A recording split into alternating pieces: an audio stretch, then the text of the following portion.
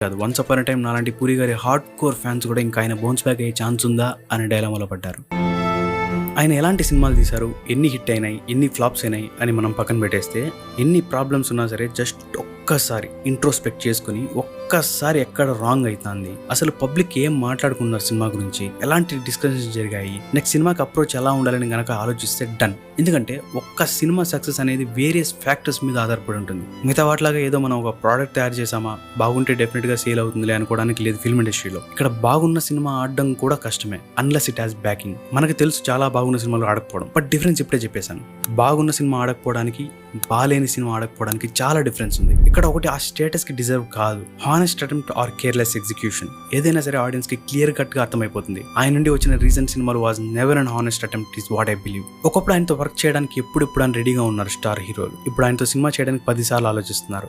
but puri గారు చేసిన main mistake hero